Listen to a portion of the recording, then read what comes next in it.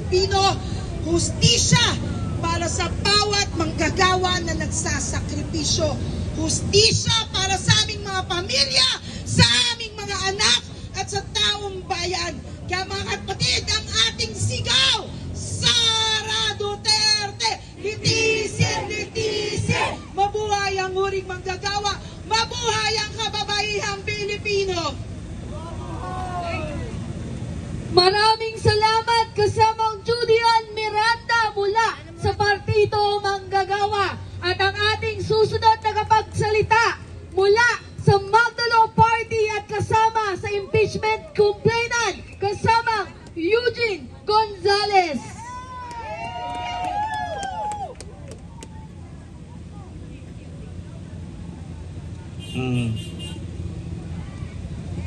Magandang umaga. Energy daw. Energy daw. Medyo ang hirap sundan. Hindi, ilang araw na lang kami nagrarally, Grabe talaga, grabe. Naawa ako sa inyo. Naawa ako sa atin. Maraming mga nandito kasama sa sa complainants ng impeachment trial. Tama ba? Nag-complain. Oh, yan.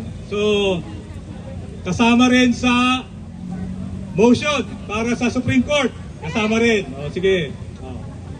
Tandaan nyo, hindi pa dinidinig ang mga reklamo ng taong bayan. Nadinig na ba kayo? Nadinig na ba kayo? Yan. Hindi tayo dininig sa Senado. Hindi pa tayo nadidinig sa Senado. Nadinig na ba tayo sa Korte Suprema? Oh, mga bingi. So, yan ang inaalis nila sa atin, ang karapatan natin na marinig nila. Ha? Karapatan nating magreklamo, magsabi kung anong mga kasalanan. Itong mga kasalanan na ito, nagawa na. Nagawa na. Nagawa na. Nagnakaw na ba siya? Mga niloloko nila tayo di ba?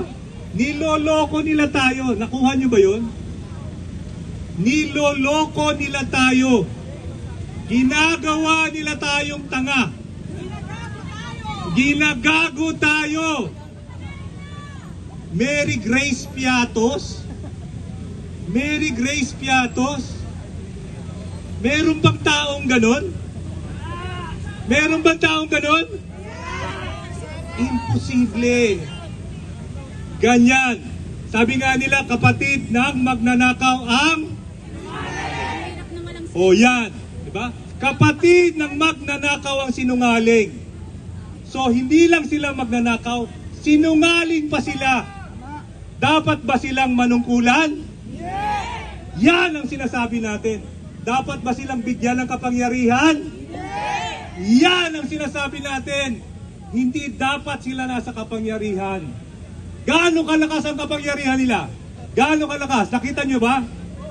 Kanina may stage tayo dito. Kanina may stage tayo dito. Ngayon wala na. Yan ang kapangyarihan nila. Tinanggal nila ang larangan ng Supreme Court. Tinanggal nila ang larangan ng Senado. Pati ba naman ang lansangan tatanggalin nila sa atin? Papayag pa tayo? Yan ang ginagawa nila.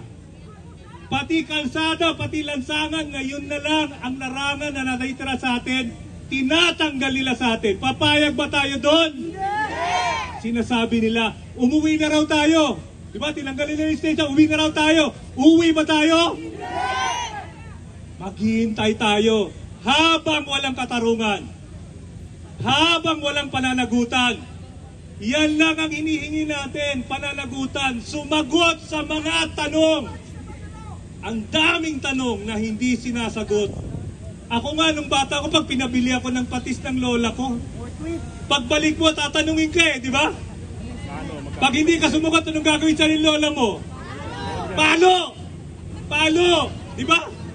Bata ka pa nun. Ito, matatanda na sila. Ayaw pa nilang sumagot sa mga tanong ng mga may tunay na kapangyarihan. Sinong may tunay na kapangyarihan?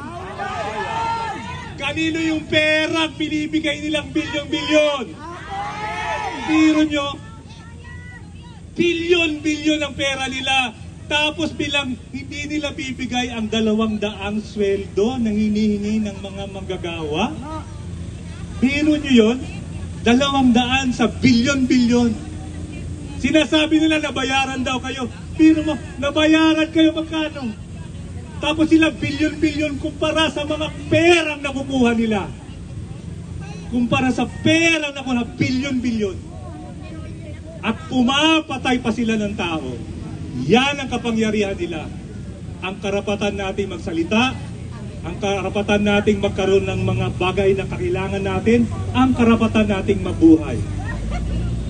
Yan ang due process na hinihingi natin. Tayo ang humihingi ng due process. Yan ay karapatan natin. Maraming salamat. Litisin, litisin! Sara Duterte! Sara Duterte! Huwag i-dismiss, ituloy ang paglilitis. Huwag i-dismiss, tuloy po ang laban. Maraming salamat po. Maraming salamat kasamang Eugene mula sa Magdalo Party. Mga kasama, sa manggagawa, ang 15 ay swerte dahil sahod namin. Subalit nung nakaraan, ang 15 nakagalang-galang na mahistrado sa Supreme Court ay nagbigay ng malas sa panawagan natin ng hustisya. Subalit tatandaan natin ang desisyon ng Supreme Court sa impeachment kay Sara Duterte. Walang pangalan na nalinis. Walang pangalan na nalinis. Higit sa lahat, walang kasalanan na hindi dapat malitis. Kaya ang sigaw ng mamamayan ng taong bayan, tuklapin man ng ilang beses ang aming entablado, ngunit hindi ang aming sama-samang pagkilos at paghiyaw ng Sara Duterte. Litisin, litisin! Sara Duterte! Litisin, litisin! At ibibigay namin sa inyo ang susunod na tagapagsalita na laman ng kalye mula sa kanyang lolo, sa kanyang tatay, at ngayon nagpapatuloy ang tatak Tanyada, si kasamang Erin Tanyada.